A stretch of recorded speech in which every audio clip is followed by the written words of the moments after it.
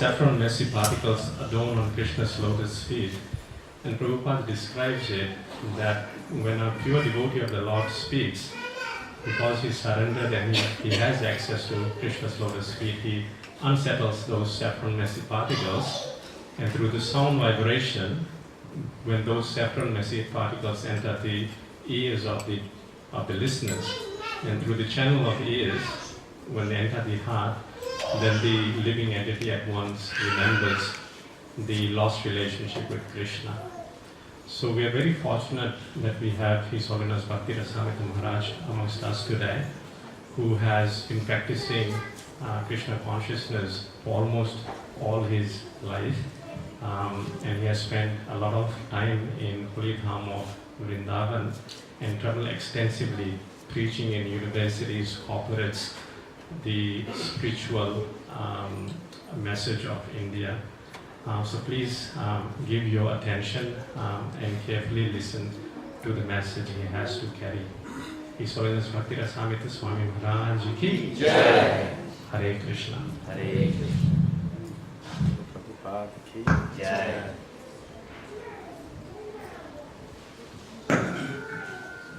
Hare Krishna. Hare Krishna.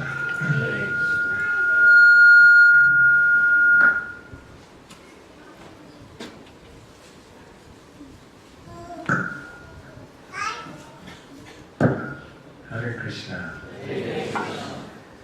First of all, my apologies for the delay. We had a longish Bhagavatam class in the morning and some things to finish. And then again in the evening there's another one. Thank you for your patience. Jaya Radha Madhava Kunja Bihari. Jaya Radha Madhava Kunja Bihari. Jaya Radha Madhava Kunja Bihari.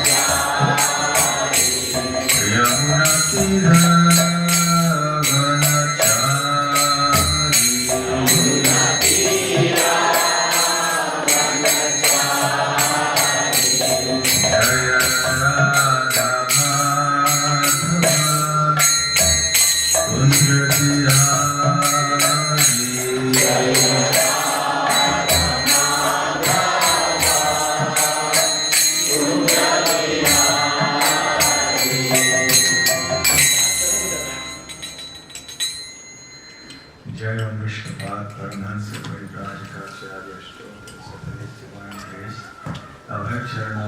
Bhakti Vedanta Swami Srila Prabhupada Ki Jai. Ananta Koti Vaishnava Vrinda Ki Jai.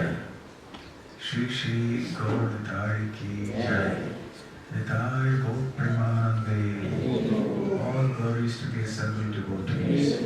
All glories to the assembled devotees. All glories to the assembled devotees. All glories Shri Guru and Gauranga.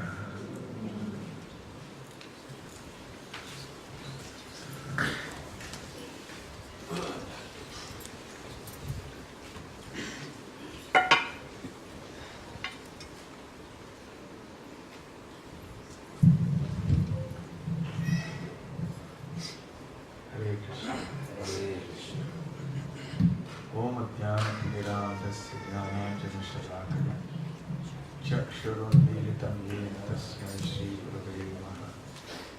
Shri Chaitanya Manovaishtam Sthapitam Yena Bhutale Swayam Rupa Kadamahyam Dadati Svapadantikam Vandeham Shri Guru Shri Tapatakavalam Shri Guru Vaishnavamscha Shri Rupam Sagrajatam Sahagana Raghunathanvitam Tam Sajivam Sadvaitam Savadutam Parijana Sahitam Krishna Chaitanya Devam Shri Radha Krishna Padam Sahagana Lalita Shri Vishakhanvitamscha Namo Om Vishnupadaya Krishna Preshthaya Bhutale Srimate Bhakti Vedanta Swami Nityanamine Namaste Saraswate Devi Gauravani Pracharine Nirvishesha Shunyavadi Paschatya Deshatarine Vancha Kalpatarubhyascha Kripa Sindhubhya eva cha Patitanam Pavanebhyo Vaishnavebhyo Namo Namaha.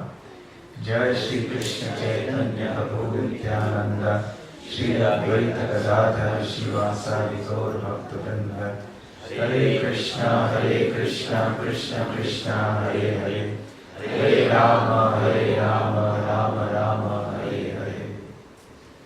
Hare Krishna. Hare Krishna. I am very happy to be here in the house of Dauji Prabhu and Gopi Gita Devi.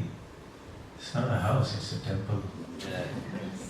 I've never seen such a big hall in anybody's home that is exclusively meant for satsangs.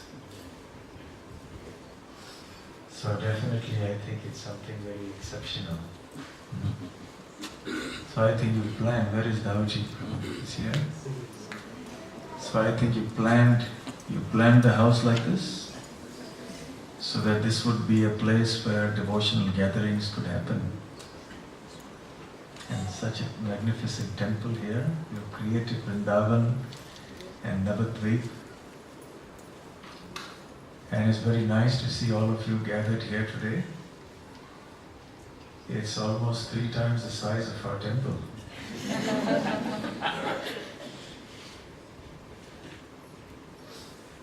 Hare Krishna. Hare Krishna. The topic I was requested to speak on this morning is the art of living and leaving. Very nice topic. Who thought of this topic? You thought? Okay, Viras Krishna Prabhu thought of this topic, the art of living and leaving. So, both, of course, are arts, but there's also a science behind it. There is a spiritual science. And unless we understand that spiritual science, then it will not be possible for us to learn the perfect art of either living or leaving. Unless we know the art of living, we will not be able to develop the art of leaving. The proof that one has learned the art of living is that one has perfected the art of leaving. And in this life, you have many opportunities to develop the art of living. But you have only one opportunity to practice the art of living. In this life, it's going to happen only once. But of course, if one understands the nature of this world, then automatically one is prepared for leaving at any time. Because in this world there is uncertainty. One never knows what is going to happen when. But definitely there is one thing we know, death and taxes are certain. So wherever you are, one day or the other, you will have to face this eventuality. Whether one is an ordinary person in this world or a big king and conqueror like King Alexander. You've all heard of King Alexander, the Macedonian or the Greek king, who was renowned as a big conqueror. So he's called Alexander the Great. But what is the point in being great only for a short time? And everything you've conquered then is lost. Actually, sometimes we give the example of Alexander to speak about the fate or the direction in which the Krishna consciousness movement should move ahead. You see, Alexander had a very strong army and he was a very good leader and general. So wherever the army traveled, they would conquer all the lands and defeat the armies of those places. But as he went ahead, so much was his lust for conquering more and more, he went into newer and newer lands, but he could not consolidate what he had already conquered. So as he went ahead, he was successful in conquering new lands, but he lost the ones behind that he had conquered earlier. And finally, of course, his soldiers, they said, we can't fight any longer, we want to go back home, we are feeling homesick. So they came up to the river Indus in India, and then they went back. Alexander was only in his 30s, but he was weary with all the years of intense traveling and fighting. So as he was heading back home, somewhere in the Middle East, what is today probably Iran or Iraq or one of those places, he fell seriously sick. His doctors who were accompanying him, they tried their best to heal him, but nothing would work. Ultimately, the doctors understood that there was no remedy available and that the king would die very soon. And they informed this to King Alexander. So Alexander, of course, must have been distraught. First of all, he was very young, only in his 30s. And secondly, here he was, he had conquered practically half of the world, not half, but at least quite a big portion of the world. And now at this juncture, he had to leave the world.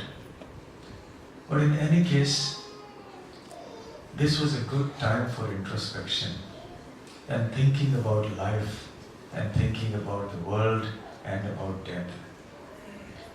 So as he reconciled himself to the eventuality of his death that was going to happen only very shortly, he called together his generals and ministers and other confidants. And he told them, the time has come for me to leave this world. And I have 3 requests of you. Will you fulfill these requests? So they said, certainly, we will do that. What are your requests, Alexander? So he said, first request is that when you place me in my coffin and take me to the crematory, to the burial ground, make sure that my 2 hands are outstretched beyond the confines of the coffin so that everyone can see my 2 hands. So they were a little puzzled. They said, well, all right, if that's what you want, it's not something difficult, we will do that. What is your second desire? The second desire is that I have earned much wealth in conquering all these lands. And these diamonds and jewels and pearls, etc. are in my treasure chest here. As you carry me to the burial ground in my coffin, just ensure that you take all these diamonds and jewels and shower them on the road in front as the coffin, on the road that the coffin is taking to go to the burial ground.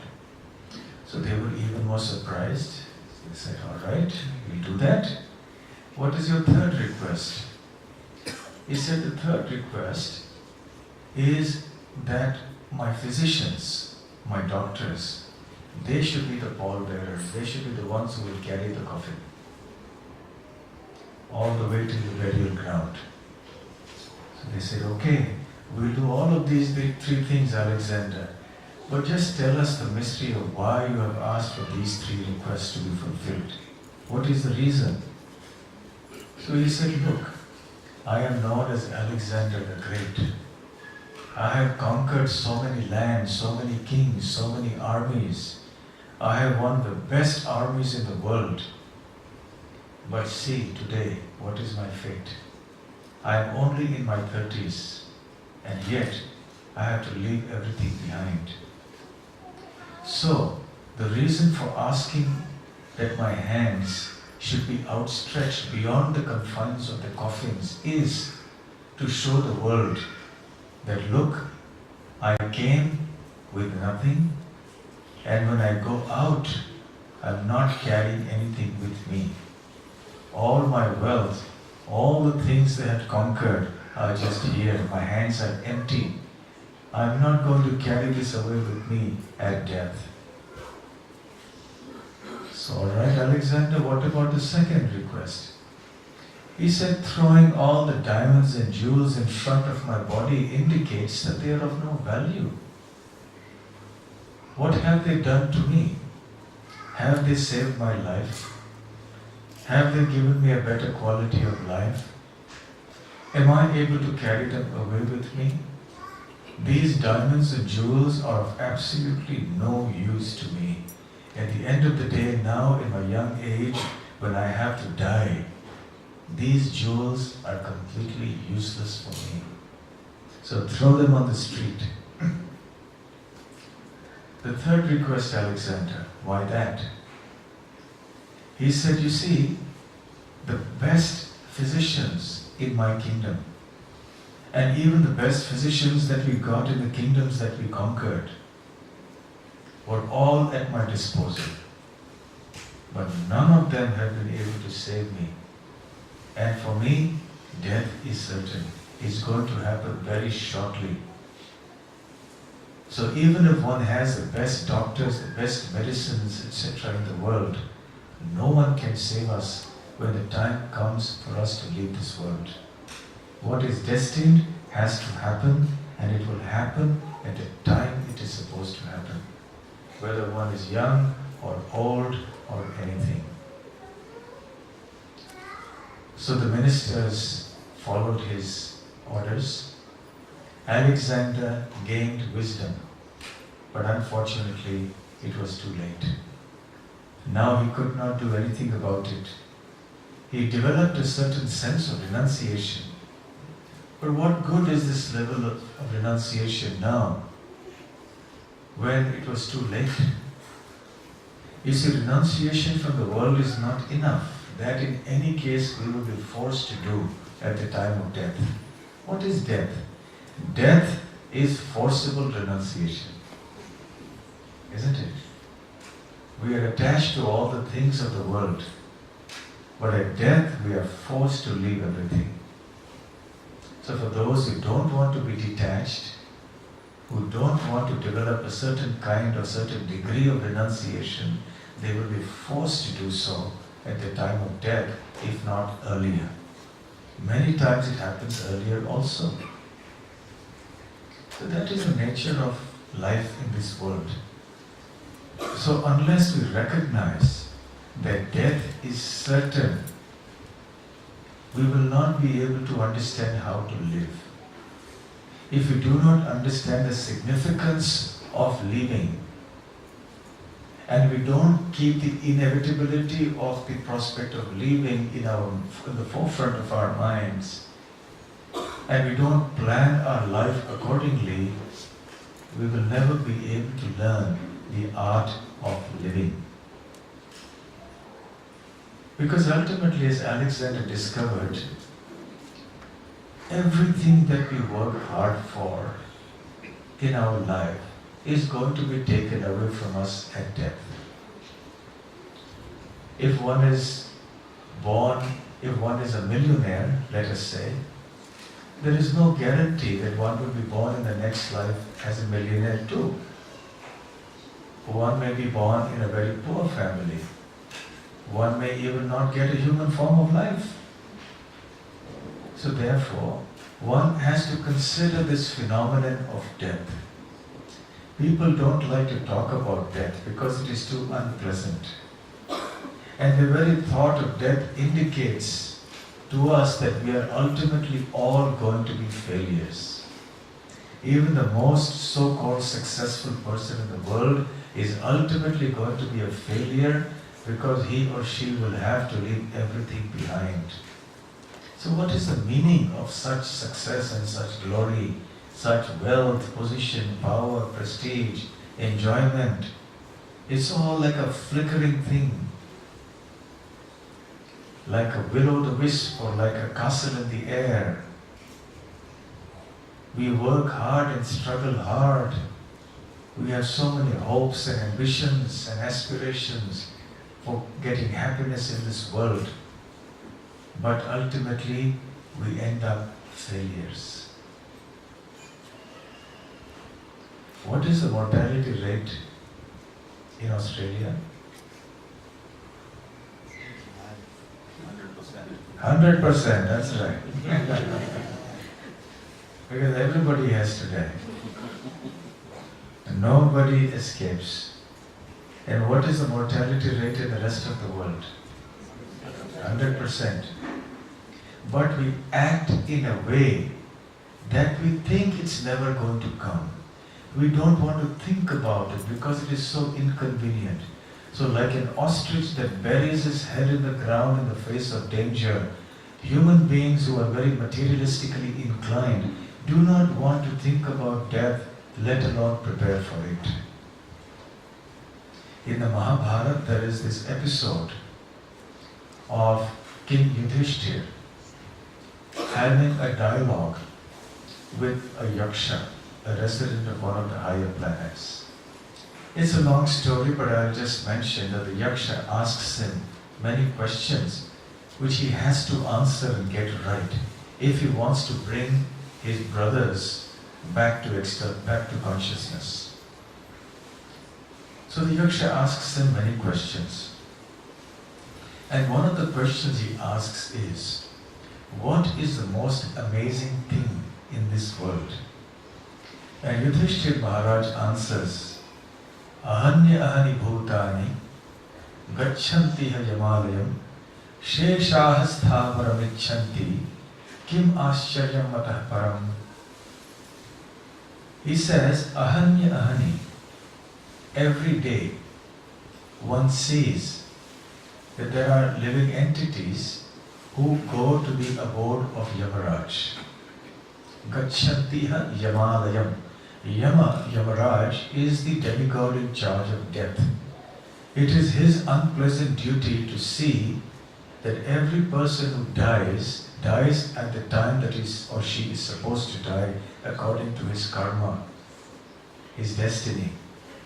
And then Yamaraj has to pronounce a judgment after considering all the acts that person has done in life as to where the next destination of this living entity will be. So to say that all living entities go to the abode of Yamaraj is a poetic way of saying that all living entities will die. So every day Yudhishthir Maharaj says, Ahanya ahani bhutani gachanti hayamalayam. So we see every day that there are people who are dying. But sheshaha sthavaramicchanti, those who are remaining behind, those who are still alive, think, it will not happen to me. I will go on. Even though, of course, intellectually everybody knows that we all have to die. But it is never something that is considered very deeply in a serious way. One lives as if one doesn't know that one is going to die, even though one actually knows it. And there's always that hope, it will not happen to me. Whenever natural disasters happen, accidents happen, in practically all the cases, none of the people who die actually thought they would have died before the accident. It may be a terrorist bomb explosion, it may be a vehicle accident, it may be an aeroplane crash. None of them imagined when they started out on the journey that this would be their last day. We all hear that accidents happen, airplanes crash, bombs explode, and all sorts of things happen and people die for various reasons, but there's always the hope in our heart. There's always the hope in our heart. It's not going to be me. I am somehow safe. So Sheshahas Thavaram Icchanti. So those who have not yet died think, it's not going to happen to me. I'm going to be around for a much longer time and I'll be able to enjoy this world. Kim Ascharyamatah Param. What can be more amazing than this? So the Yaksha is very pleased with King Yudhishthir's answer. And it is a fact. So therefore one has to see things from a spiritual point of view.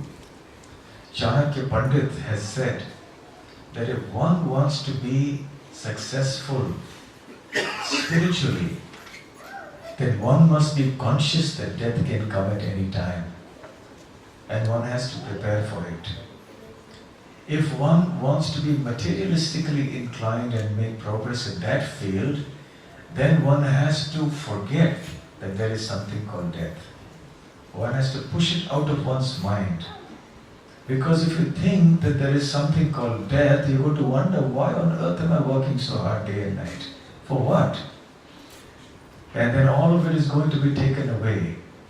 Just for a few moments of glory, a few moments of pleasure, which includes a lot of pain as well. What is the meaning of all this?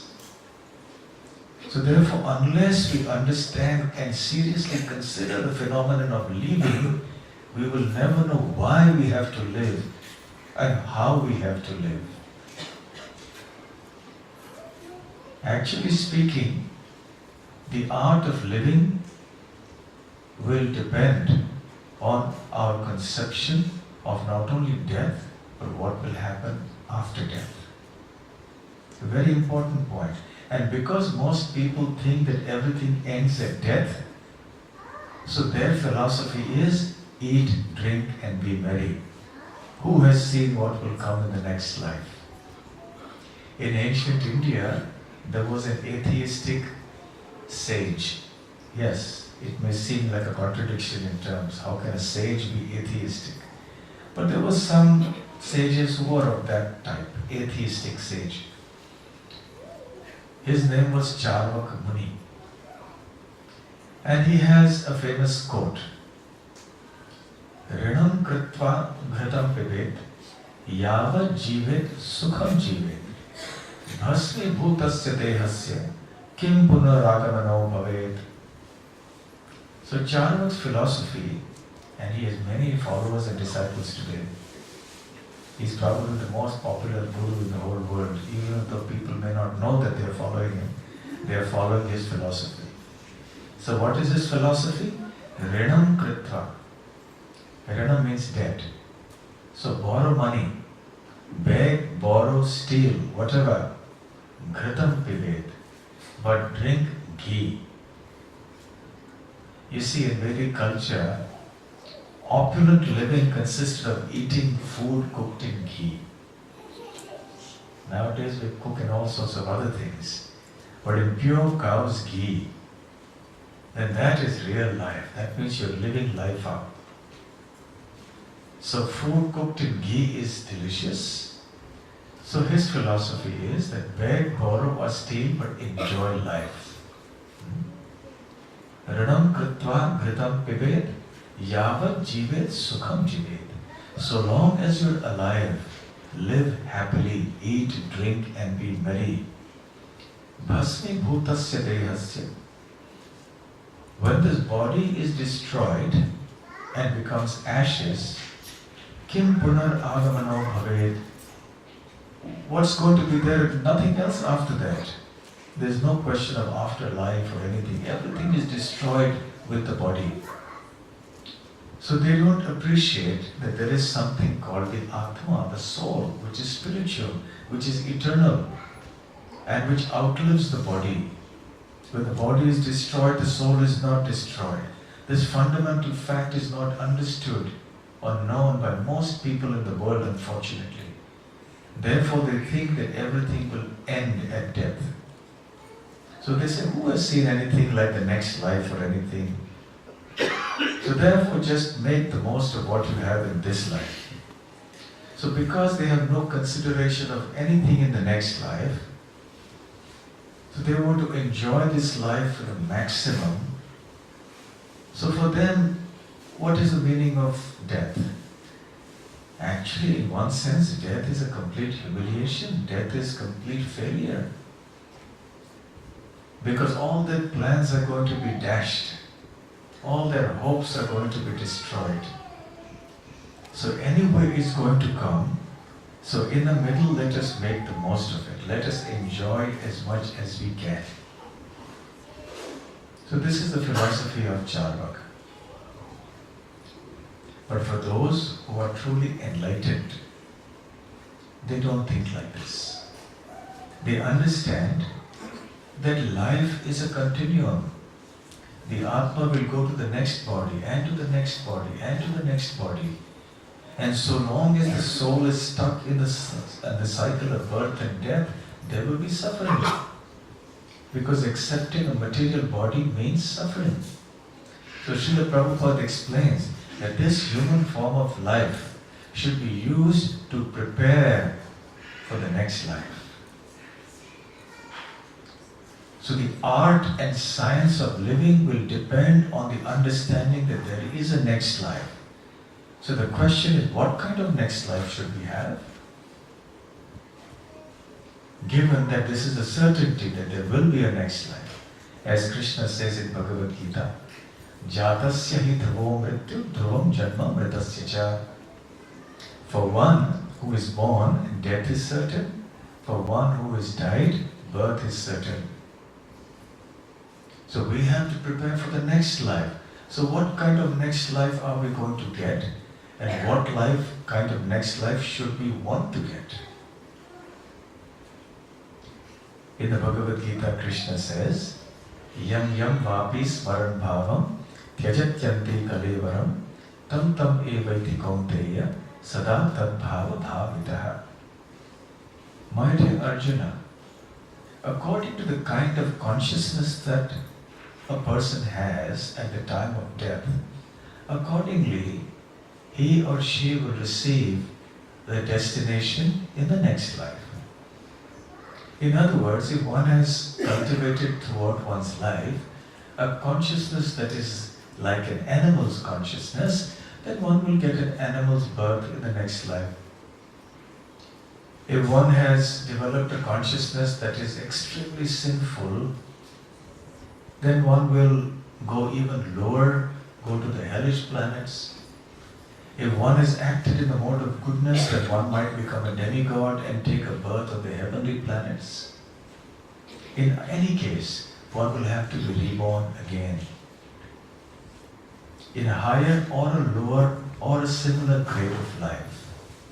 However, Krishna says, if one thinks of him with devotion, if one becomes a pure devotee of Krishna and is able to think of Krishna at the time of death, then one will be released from this cycle of birth and death.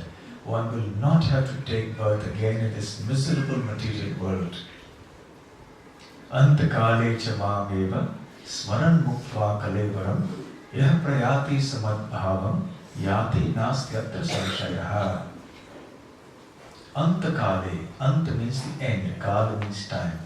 So at the final moment, Chamam eva smaran, Krishna says, if somebody remembers me, Tyaktva kalevaram, whilst giving up his body at the final moment. Antakale cha mameva smaran mukta kalevaram yaha prayati samad bhavam yati nastyatra samshaya. One will definitely attain to my abode. Know this without doubt, O Arjuna.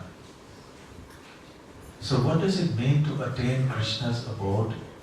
It means that the spirit soul will go to the spiritual world, which is its real home. The material world is not the real home of the spirit soul, of the Atma. For the simple reason that spirit and matter are an incompatible combination. The spirit soul is not meant to be in this material world. The spiritual soul is meant to be in a spiritual atmosphere, that is in the spiritual world.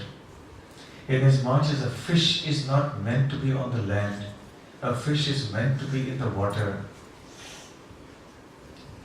So the perfection of life for the fish is to just continue swimming in the water and be there. Similarly, our perfection is to reach the spiritual world, the kingdom of Krishna, the Vaikuntha world. So one has to prepare for that kind of body. So does one get a body when one goes to the spiritual world? Yes. But it is a spiritual body. It is not a material body of the kind that we have now. The spiritual body is Sat Chit Ananda, eternal, full of knowledge, full of bliss. But our material body is exactly the opposite. Asat Achit Nirananda, which means it is temporary, it is full of ignorance and full of distress. So until we become pure devotees of Lord Krishna, we will have to continue taking birth again and again in material bodies, which will be sources of suffering for us. Janma mrityu jara vyadi dukkha doshanudarshanam.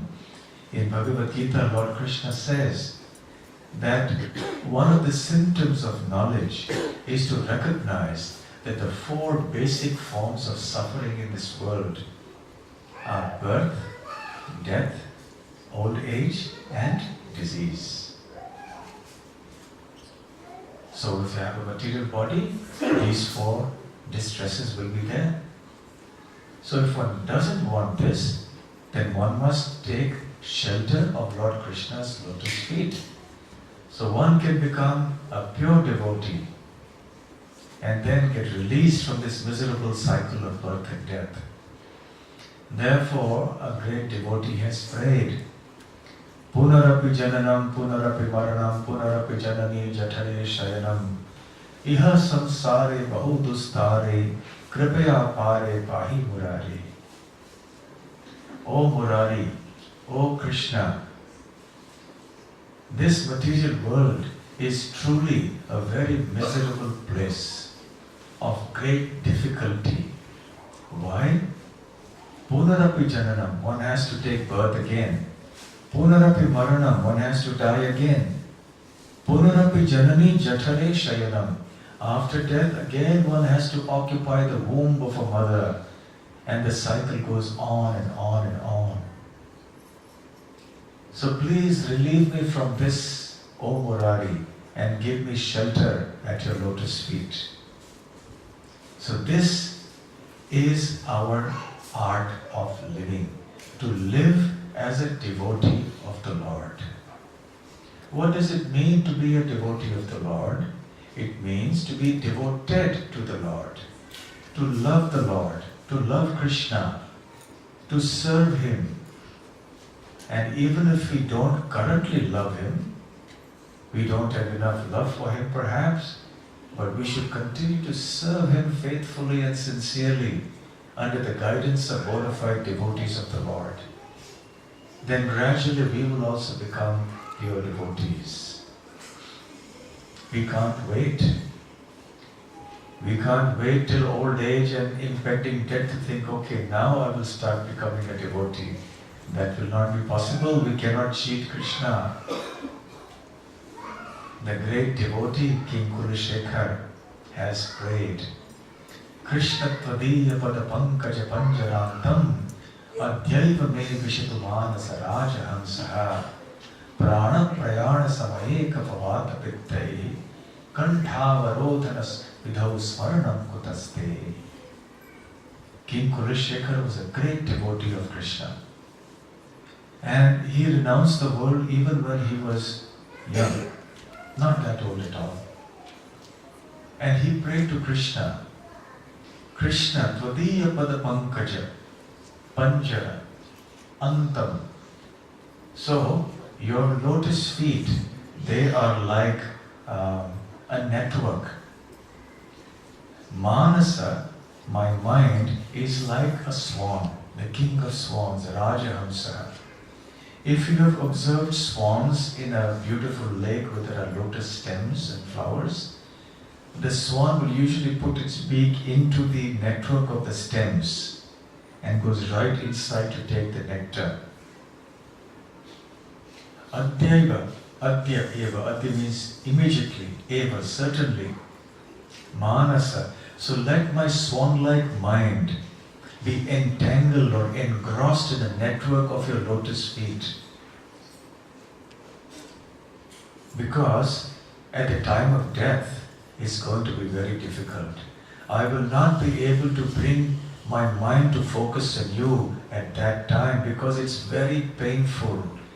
The moment of death is a moment of excruciating pain. Kantha avarodhana vidhau. Kantha avarodhana, that means the throat gets choked up. Choked up with what? Kaphavata pittaihi. According to Ayurveda, the body is composed of three. There are many substances, but there are these three, kapha, vata and pitta. Mucus, bile and air. And they all gather in the throat at the time of death. And one gets choked up. One can't chant the names of Krishna or say anything. And one is totally helpless. Also, it is described that the pain of death is like the biting of many, many scorpions. Most of us have experienced that when we have a headache or a stomach ache, or some other physical difficulty, or even some mental difficulty, we are not able to concentrate on chanting the Hare Krishna Mahamantra. Isn't it? Are we able to chant the names of Krishna very attentively when the body or mind are experiencing great pain? Very hard. How then will we be able to do that at the moment of death when it is so painful? So therefore King Kurushekar says, let it happen now. When my body is healthy, mind is fresh, let my mind become completely absorbed in you, O Krishna. Because I don't know what's going to happen at the time of death. Or rather, I know it will be very, very difficult. And one never knows, even when one has moved ahead on the path of devotional service, still one can slip at any moment. In the Srimad Bhagavatam, there is the famous pastime of King Bharat, after whom the land of India, and in fact in those days the whole planet, was named Bharat or Bharatvarsha. So from Bharat comes Bharat. So King Bharat was the emperor of the whole world.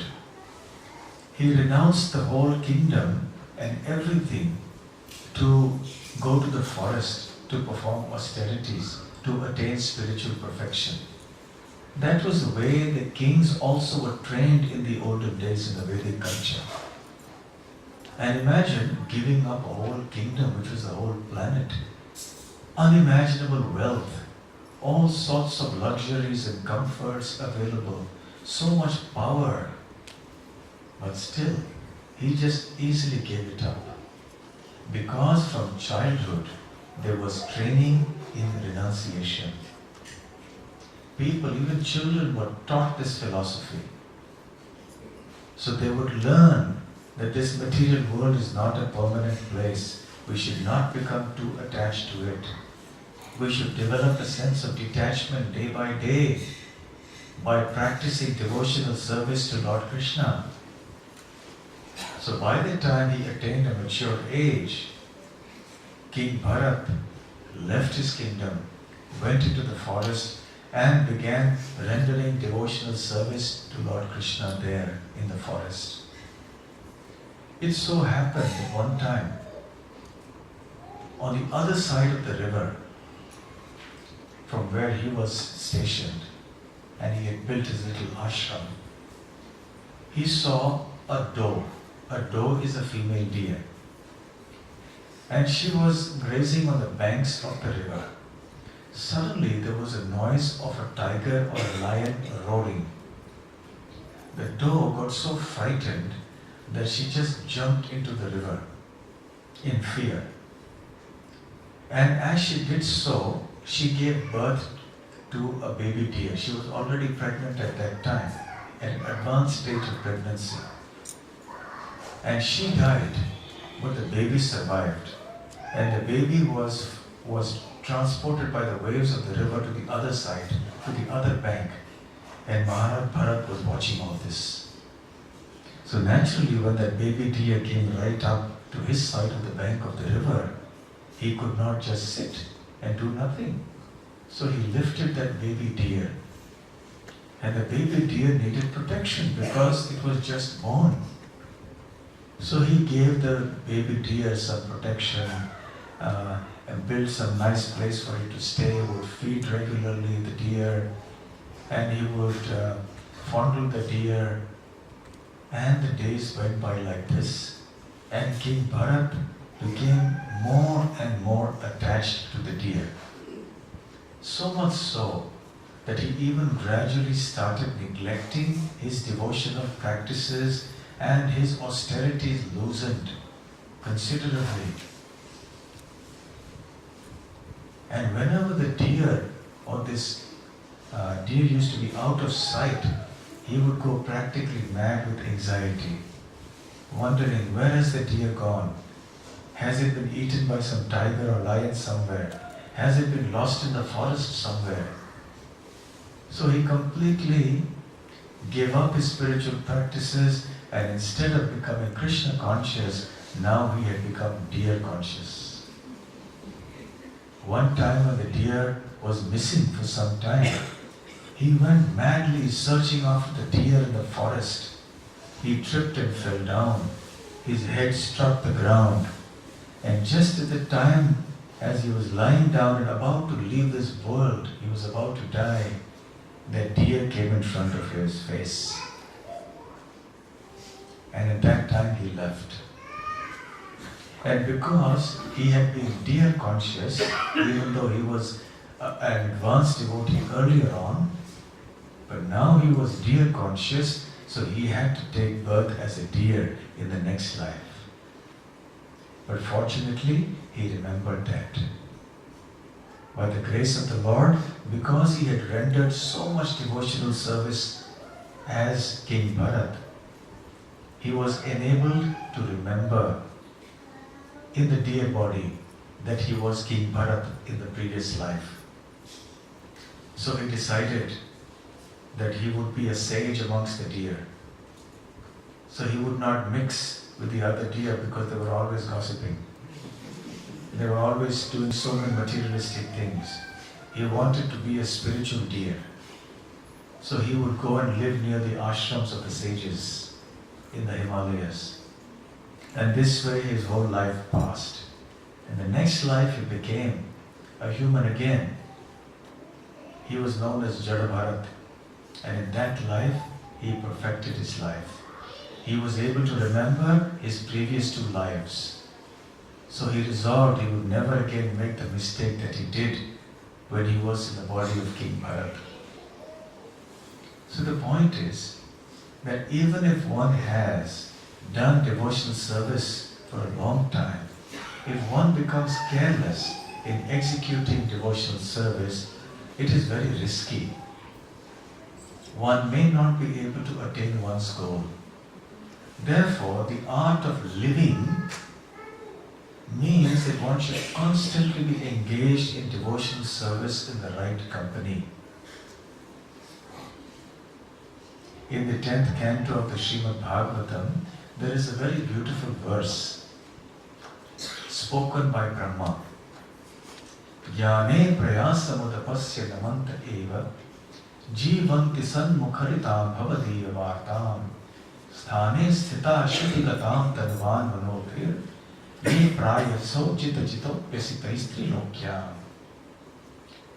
Brahma prays to Lord Krishna and says, my dear Krishna, those people who give up the tendency to understand God and the world by speculation, by their own intellectual prowess. If they try it like that, they will never be able to understand you. In other words, what Brahma is saying is that we should not try to develop our own opinions on who is God, what is God, or try to speculate. One time somebody came to see Srila Prabhupada and he said, in my opinion, it's like they were having a discussion. And the other man kept saying, in my opinion, I think. And Prabhupada said, what your opinion is and my opinion is irrelevant. What is Krishna's opinion? That is relevant. So we should accept Krishna's opinion. So we may have so many opinions and our opinions may change. But because we are imperfect beings, our opinions can never be perfect. True and perfect knowledge can never come about simply by our mental speculation, simply by our own intellectual endeavor. So one has to heed the words of Krishna in Bhagavad Gita, the words of the great devotees of the Lord in scriptures like the Srimad Bhagavatam. Then one can get perfect knowledge. So one has to lead one's life like that and give up this process of speculation. So Brahma says, for one who has given up the process of mental speculation, and for those who live their life, jivanti, mukhadi vardam, one hears the glories of your Lordship from the mouths of great devotees. That person becomes glorious. Jane prayasamudapasthinavanti eva jivanti sanmukharitam. San refers to the santas. Sat, those who are living on the platform of truth, those who are great devotees of the Lord. Mukharitam, from their mouths. Bhavadiya vartam, one hears discussions and topics about you. And sthane sthita shrutigatam tarvan manobhir. And these people remain in their respective positions in life. If one is a householder, one doesn't have to give up one's children and wife or husband and take sannyas. One can remain where one is, but offer one's obeisances to Krishna with one's mind, one's words, and one's body. In other words, one should lead one's life giving up all sorts of mental speculation about life, about God, about the world. One should accept the version of Shastra, of Krishna in the Bhagavad Gita. One should, as much as possible, come in the association of devotees and hear from them the messages of Lord Krishna. And one should engage in devotional service as much as possible by remaining in one's position and being active in Krishna's service. And if one does these things, then such people can conquer you, O Krishna. Krishna's name is Ajita. Ajita means one who is unconquerable. But Brahma says, my dear Krishna, even though you are unconquerable, you can be conquered by devotees who live their life like this. So what Brahma has described in this verse is the art of living. How should we lead our life? In devotional service, in the association of devotees, hearing and chanting about Krishna, serving Him in numerous ways, and giving up speculative tendencies. If one lives one's life like this, then one will be able to face death without any fear, without anxiety, and one will be Krishna conscious. The time of leaving is like a test or an examination. The student who appears for an examination at the end of the year is tested for what he or she has studied throughout the year. If the student has never studied anything and doesn't know the name of the examination till the day before the examination, then how is the student going to pass? Last minute burning the midnight oil and reading, which is the way many students do it. Students are famous or infamous for that, especially once they are in university. In school they have parents who look after them and scold them, study, study, study. But when they are independent in university, they leave everything to the last moment. The rest of the time they are enjoying life. So how can they do well? So similarly, death is like an examination. We have to pass out from this world and go to the spiritual world.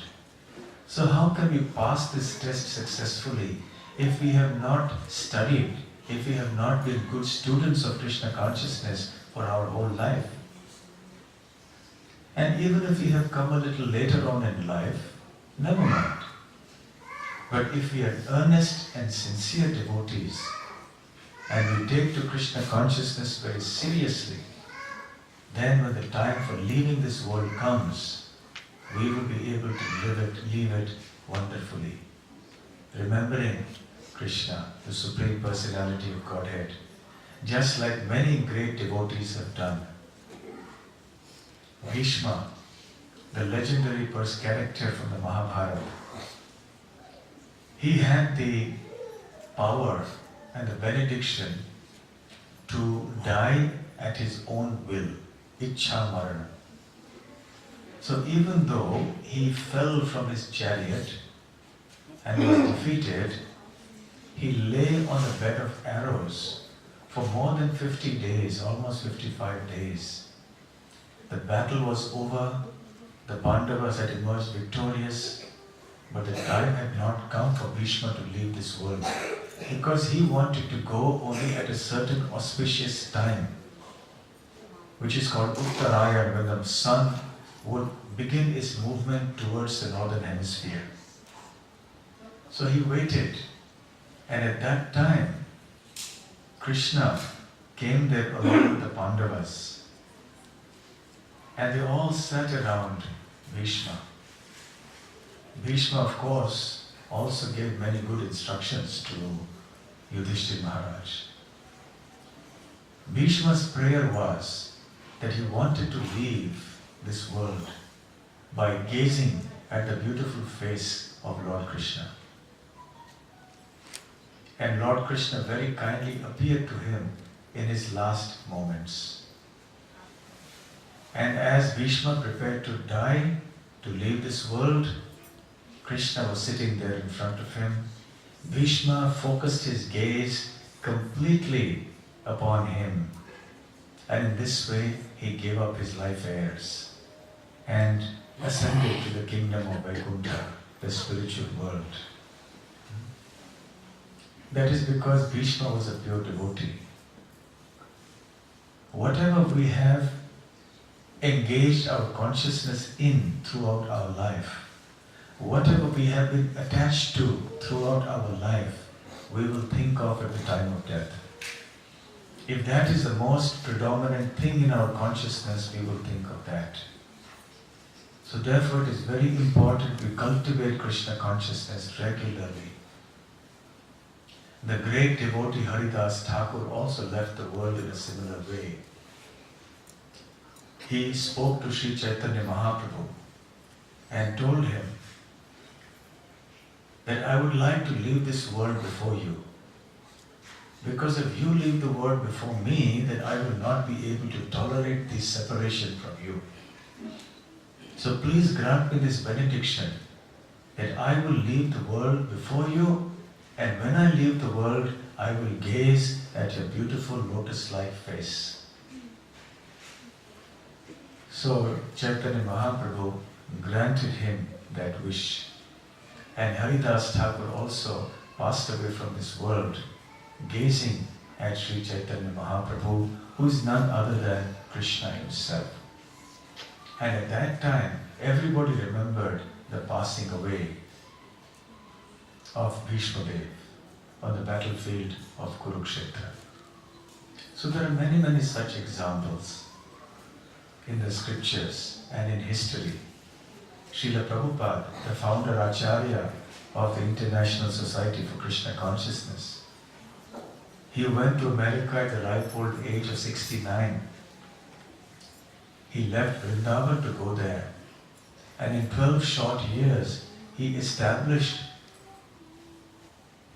a whole movement that had more than 108 temples. Nothing short of a miracle. At that advanced age, with no money, no facilities to start with, it was such a wonder that he created. And in his last days, in 1977, in November, he came back to Vrindavan, which was his favorite place. And in the Krishna Balaram Mandir, as he lay in his room, he was translating the Srimad Bhagavatam till the last breath, practically speaking, although his body was just a bag of skin and bones. But still, his spirit had not flagged. His mental faculties were extremely sharp. Because the body was weak, he was not able to speak clearly. So the devotees had to put the microphone very close to his mouth and hear carefully what he was trying to say. So he was dictating dictating the purports and the commentaries to the Srimad Bhagavatam. And then thinking of the lotus feet of Lord Krishna in Vrindavan, he departed from this world and ascended to Goloka Vrindavan. So there are many, many such instances. But we have to see not just that they left successfully, we have to learn why it was that they were able to live successfully. It was because of the kind of life they had led. A kind of life that has been described by Brahma. Srila Prabhupada, even though he was a householder for many years before he took Vanaprastha and then sannyas, was always engaged in Krishna conscious activities despite being a businessman. He never forgot Krishna. And therefore at the end of his life, he was able to remember Krishna and go back to Krishna's kingdom. So we should follow in the footsteps of such exalted personalities and make our life perfect. So once again I would like to thank Dauji Priya Prabhu and Gopi Gita Devi and their family members, and to all of you for having come here and patiently listened to me, and with apologies once again for having made all of you wait for quite a long time. Thank you very much. Hare Krishna. Hare Krishna. Are there any questions? Yes, Nandakishore Prabhu. He's the president of our Fiji temple. Fiji, no? That's how you pronounce Fiji. Fiji is the land of Kalia, who became a great devotee of Krishna. After he was chastised by Krishna, he became a devotee. So in the temple that Nandakishore Prabhu oversees, the central deity is of Krishna Kalia, Krishna dancing on the hoods of Kalia. Hare Krishna. This is a question which is not my question, but it's a question asked by someone who wanted to present this question to you, but he is a little embarrassed. So what Nandakishore Prabhu is saying is that this is not his question, but it is a question asked by somebody else to him to ask me on his behalf, because he's embarrassed to ask. You can tell him that I'm a vegetarian, so there is no fear. He knows that. He can ask without any fear.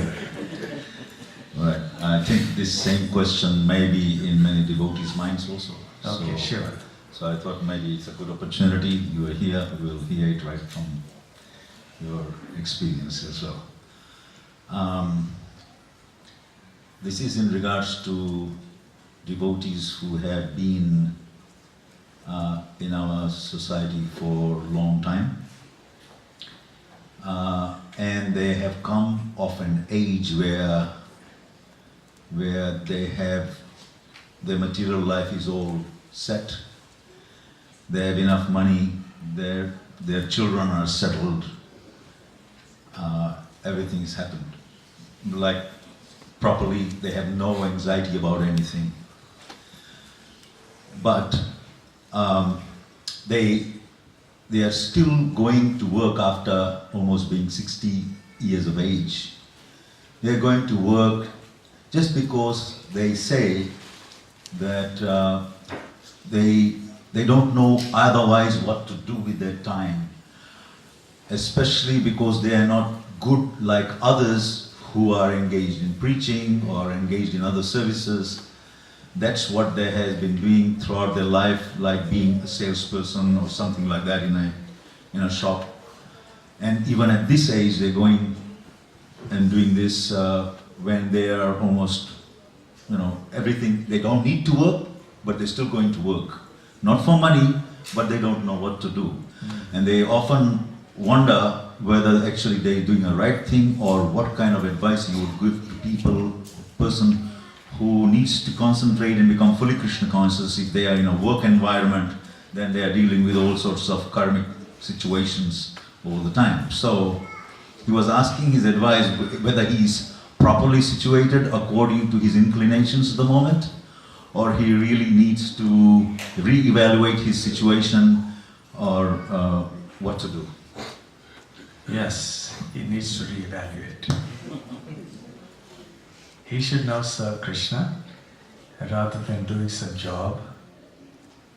Because why does one work in a job? To earn money, to maintain one's family, to secure one's future. When that is done, why do you need to work in a job? You should serve Krishna. But also, the point that he has raised is a valid one. One doesn't know what to do.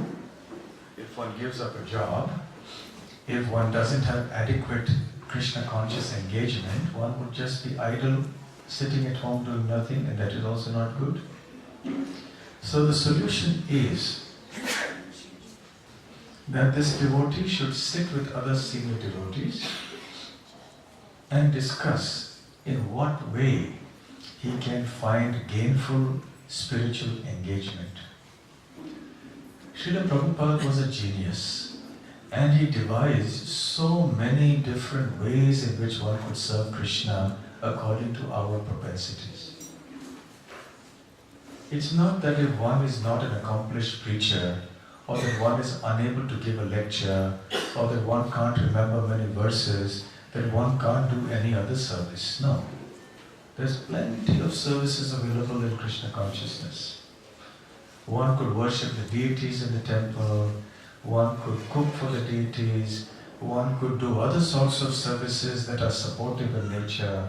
There are any number of services like this that can be done. So if this devotee sits with a few other devotees and works out some adequate and satisfying arrangements for service, then that's what this devotee should do.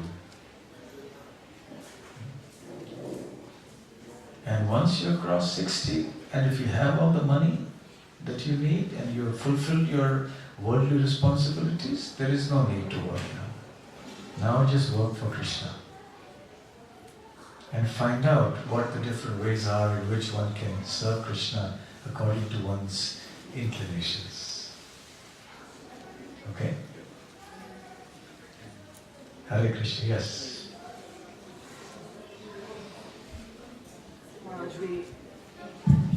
Maharaj, we all know that when you're born, the only thing which is certain is death and taxes for sure. At what point in time is the time of death defined? Is it defined when before you're born, or at the time of your birth, or during your life is the time of death defined? The Puranas explain that there are certain things that are destined when you are born. Even before you're born, actually, from the time you're conceived. When you will die and how you will die, your source of livelihood, your education, your certain kind of happiness and distress, all this is destined for you according to the karma of the previous lives. Death is usually in terms of number of breaths, not necessarily in terms of time. So yes, that is destined. Therefore the yogis, they hold their breath and they extend their life for a long time, many years. Yes? But the important thing is, the length of one's life is not the most important thing. Quality of life is most important. If one is an atheist or a non-devotee and lives for 100 years, what is the use? After all, there are many trees that live for hundreds of years. There are animals like tortoises and elephants that live for long lifespans, crocodiles. What's the use? Better one lives a shorter life, but with meaning, with devotion, and makes one's life perfect. Okay? Any other question? Yes. Can we have the mic there, please? Someone can just pass it on. Okay. Hare Krishna. Hare Krishna. Could you please explain me what is karma and what is prarabdha? What is karma and what is prarabdha? Yes. Prarabdha? Prarabdha. Prarabdha. What is karma and what is prarabdha? Karma means activity. Any activity we do is karma. And there will be a reaction to that. That reaction is also sometimes called karma. So the action is called karma, the reaction can also be sometimes referred to as karma. So every action will have a reaction. That reaction will come to us at some point in time in the future. It may be very shortly in the future, little later, much later, in the next life, maybe 10 lives later, but it will come. So at any given point in time, let us say we are born in this life now. When we are born, there is a certain amount of our karmic reactions that are due to be enjoyed and suffered by us in this life. That is called prarabdha. So that portion of our karma, which will be received by us in this life, is called prarabdha. Prakrishta rupena arabdha. Arabdha means that which has already begun. So when we take a body, our prarabdha, our karmic reactions have begun. We have a certain type of body, certain type of parents, certain happiness, distress. But all our karma is not exhausted. There is something called aprarabdha karma. That karma whose reactions we are not going to receive in this life, but it will be received in future lives. Okay? Any other questions? Yes. This could be a controversial question, but the main question is, Hare Krishna. Hare Krishna. Why has God created human beings? I mean, if He doesn't create human beings, there's no suffering. And we'd all be happy. What is this for? Somebody playing a game? I mean, They are creating creatures, different creatures, human beings. Human beings who are different. White people, black people, people with different languages. What is happening? That's Exactly, your last question. What is happening? This material world is a bewildering place. What is happening? Nobody is able to figure out. But with the knowledge of Bhagavad Gita, things begin to make sense. So your question is, why has God created human beings? Not just human beings. Why the animals, birds, trees, microbes, bacteria, everyone? Why has He created the world itself? That's a more fundamental question, isn't it? To answer that question, I'll start by asking another question. Why does the government create a jail? Equally controversial question. Yes? Because there are some citizens who violate the laws of the state. So the question may be asked, what if they violate the laws? Let them keep on violating. What will happen? Those who are law-abiding citizens will suffer. In order to protect the law-abiding citizens from the wrongful acts of such people, they need to be separated and made to stay in a separate place. Secondly, because these people are breaking the law, they need some punishment so that they will not do such activities again in the future and create a disturbance. If they're allowed to stay with the other citizens, they will create a disturbance there. They have misused their freedom. A citizen has a lot of freedom actually, within certain boundaries. But because they have misused that freedom, now they are punished and their freedom is practically taken away. They have very little freedom left now in the jail. So the hope is that by being in the suffering of the jail, they will rectify their wrong mentality. And then they will come out as law-abiding citizens. So you see, the real home of the spiritual soul, the Atma, is the spiritual world, where everything is spiritual. It is an eternal world full of bliss, full of knowledge. Now the individual soul has a choice whether to be in the spiritual world or to be in the material world. The material world is like the jail, which is meant for those who do not want to obey the laws of God. The spiritual world is for those who are faithful servants of God, who love God and serve Him. But if anyone wants to be independent of that, then this jail is created. So then the spirit soul gets into a material body, and then the law of karma starts acting. And then birth after birth after birth, that soul is entangled. And according to karma, so many different types of bodies have been created in this world, not just humans, but the animals, plants, birds, insects, reptiles, all of them. So according to the karma performed in the human form of life, one will get a certain type of body in the next life. Therefore, there is a need to create so many species because they represent different combinations of the karmic reactions. If a human being wants to sleep and sleep and sleep, better he becomes a bear. And a bear, he can sleep for many months together. So different species of life are meant to fulfill certain types of desires. But ultimately the human form of life is the topmost. And when one comes to the human form of life, then one has to gain spiritual knowledge, because the human form of life has the highest intelligence. After gaining spiritual knowledge in the association of devotees, then one can get out of the cycle of birth and death, get out of this jail and go back and join the Lord and his pure devotees in the spiritual world. Okay?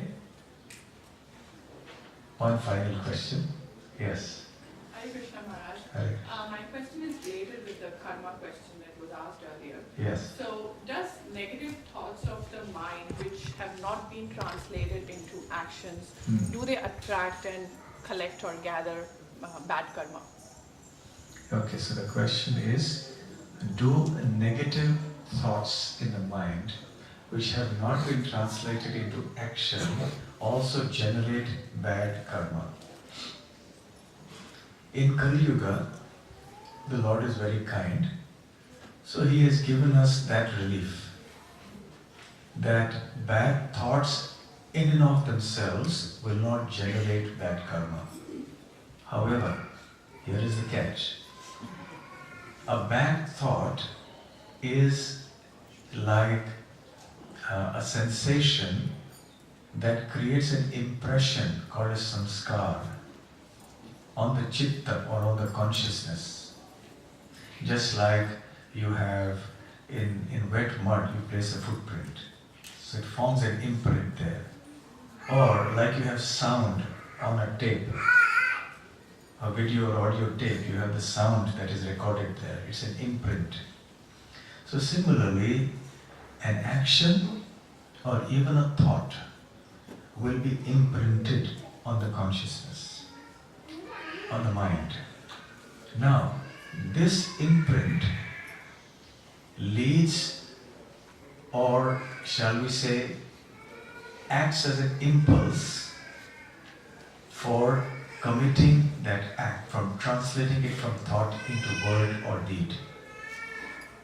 It is something that provokes you or motivates you to act further. So if it's just a mild thought, it remains there, it's fine.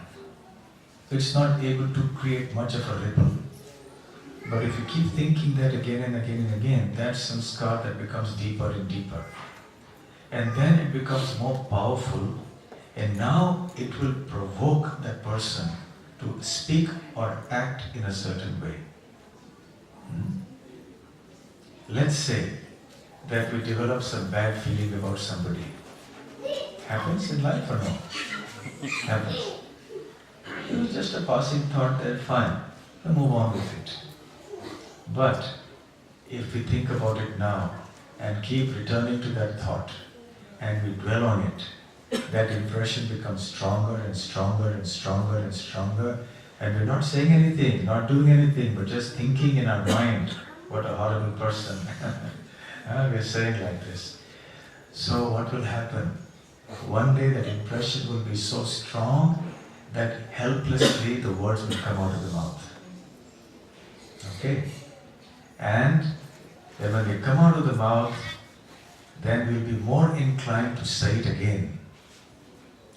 And then who knows, it may come out in action later on also. So what is in the mouth will eventually come out through the mouth, in the mind will come out through the mouth, and perhaps manifest in terms of action also. So one has to be very careful about thoughts. Although the thoughts do not directly generate karma in Kali Yuga, but indirectly they will lead to that. So one cannot take refuge that because bad thoughts will not lead to bad karma, I am safe. No, we are not safe. Because eventually they will lead us to bad action. Okay? Alright. So we'll have some short kirtan now, 5 minutes. Okay.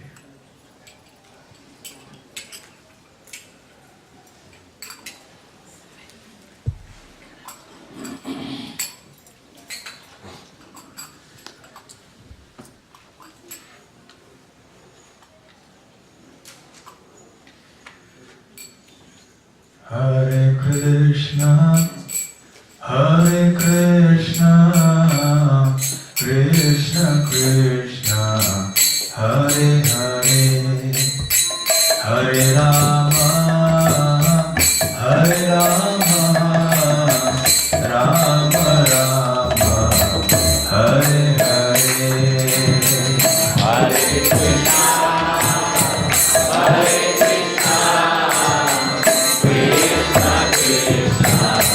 Hare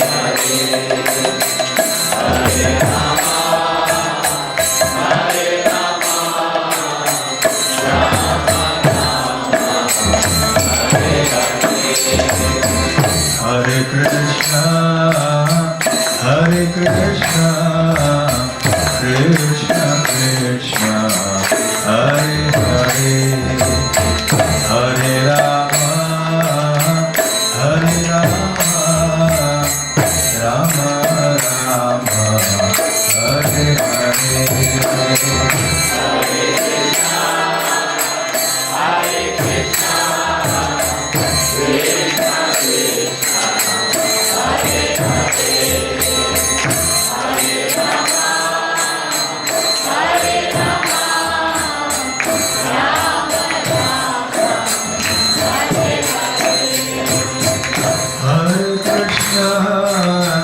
Hare Krishna, Krishna Krishna, Hare Hare, Hare Rama, Hare Rama, Rama Rama, Hare Hare.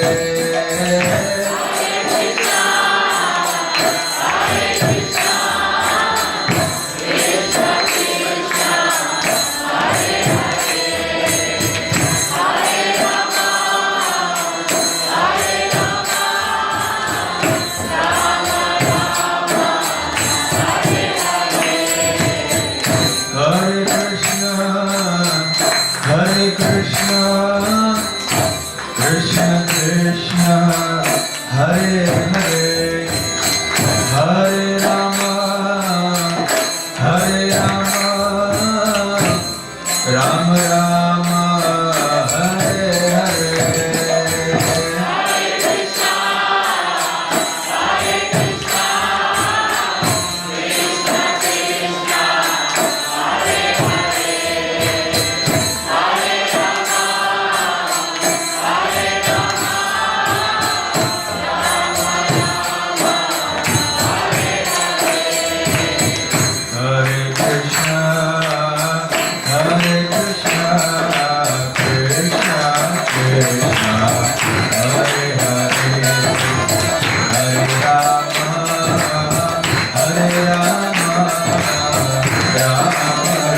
Krishna, Hare Hare, Hare Rama, Hare Rama, Rama Rama, Hare Hare. Hare Krishna, Hare Krishna, Krishna Krishna, Hare Hare, Hare Rama, Hare Rama, Rama Rama, Hare Hare.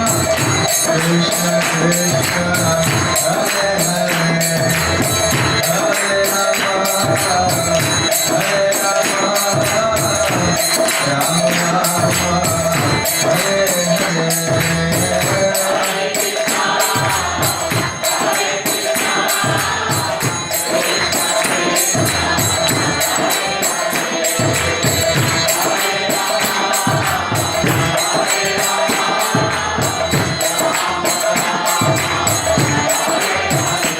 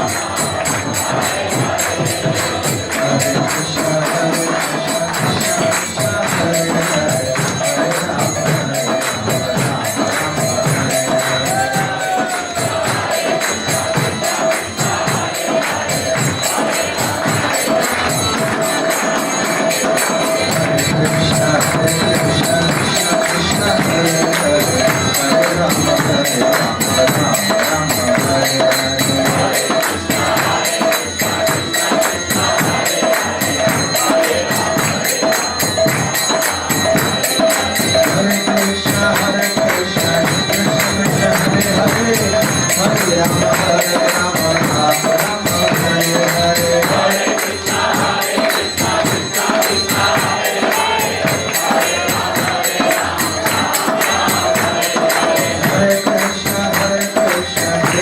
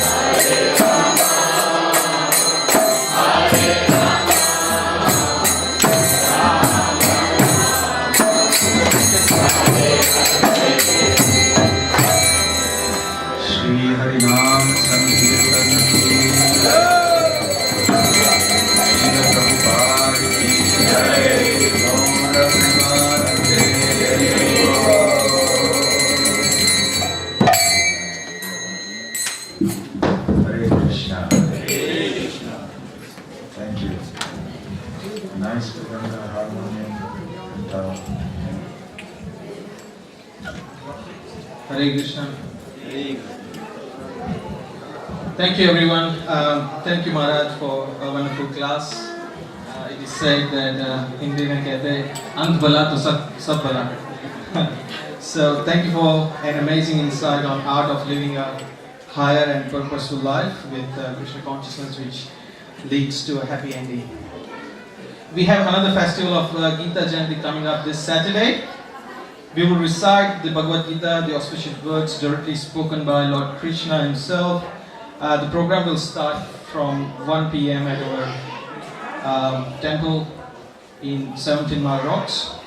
So we also have a yajna after the Gita Jayanti that will start around 3 p.m. And anyone who wants to participate in the yajna, please contact Ramanuj Prabhu. Ramanuj Prabhu, can you please raise your hand? Or Dauji Prabhu to register for the yajna participation. And now we'll start serving prasadam outside, so you can make your way to prasadam. Just one more last announcement from Viraj Krishna Prabhu. Hare Krishna. So just before we head off to have prasadam, it is worthwhile contemplating and introspecting on the nice class Maharaj has given. And at the start of the class, Maharaj said the topic is art of living and leading. And he commented that it is an art, but it is executed in the way of science, which means precise execution. And Srila Prabhupada really emphasized in this process of Bhakti Yoga, following it meticulously under guidance of advanced practitioners. So to that end, we are very fortunate that there are many devotees in this north side, Dauji Prabhuji and Nandkishore Prabhuji, who are endeavoring hard. And so please would request you to meditate and think on the points Maharaj has mentioned. For practicing devotees already, it's an opportunity to leave aside the complacency that we quite often come sway under, and with renewed enthusiasm, again, try to start this process and collect other devotees as well, and new people. And for new devotees, it is chance to come and join us in this process. Bhakti Thakur he mentions that our process is very simple. We only beg of one thing, Radha Krishna bole, Sange chalo, ai matra grika chai. That chant Hare Krishna and come and join with us, and let's have nice devotional time.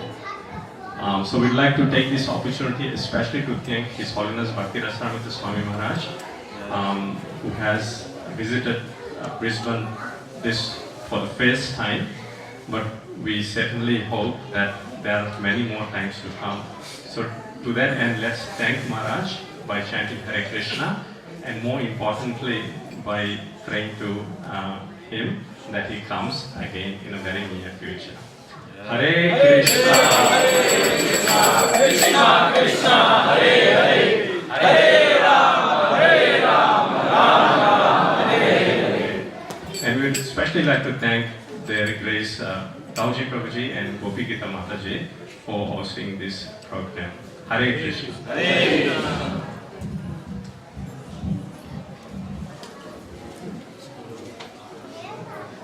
And those devotees who want to have personal darshan of Maharaj, we have some time. You can come and meet him.